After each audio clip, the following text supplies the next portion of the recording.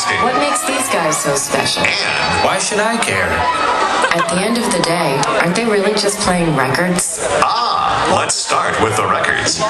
This is a 45 RPM record, or as they're frequently called outside of America, a 7-inch. Developed by RCA Victor Records in 1949, the 45 format was intended to provide a smaller, more attractive alternative to brittle, heavy 78s.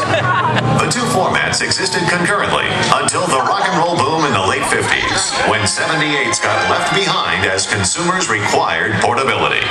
Reaching their peak in the mid-60s, the 45 RPM format then began a slow, decades-long decline that continued until near extinction in the early 90s. What do you mean, near extinction? They still make these things? Yes, 45s continue to be manufactured to this day, albeit in diminished numbers.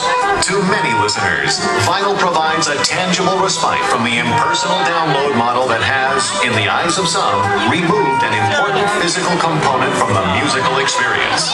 After all, 45s have grooves. They have shape and form.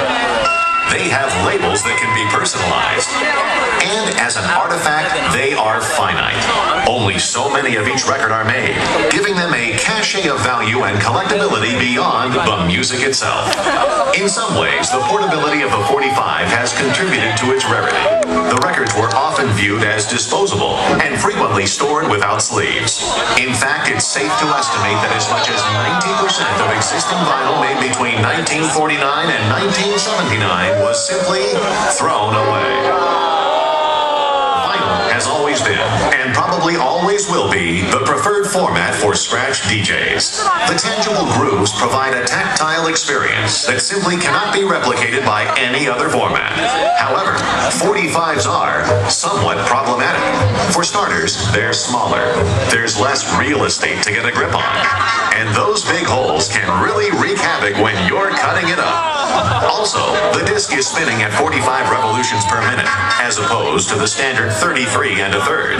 So DJs have to move quicker to access desired points on the record. Okay, so let me make sure I understand so far. They're playing all 45s. Right. And nothing else? No computers? No keyboards? Correct. All audio is being delivered via vinyl on 8 turntables into 4 mixers.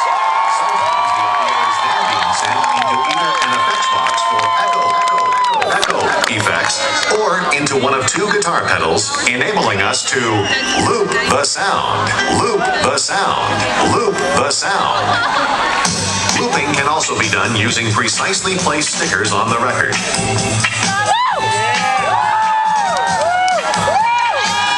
All loops are performed in real time, live on stage.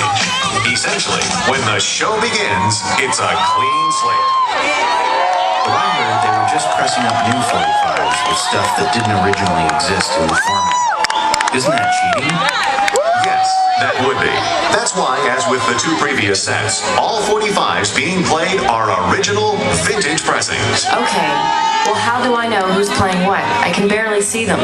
Don't worry, we have cameras.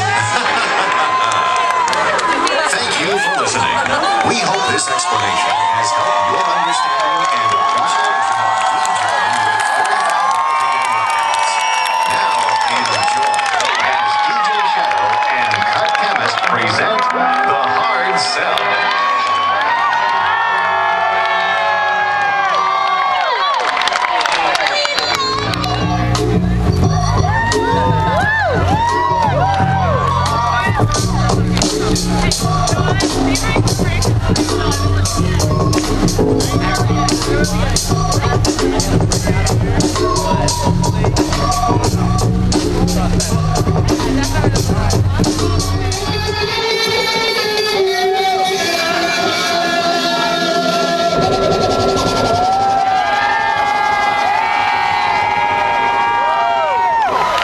Imagine just 6 ordinary flashlight batteries producing a sound like this.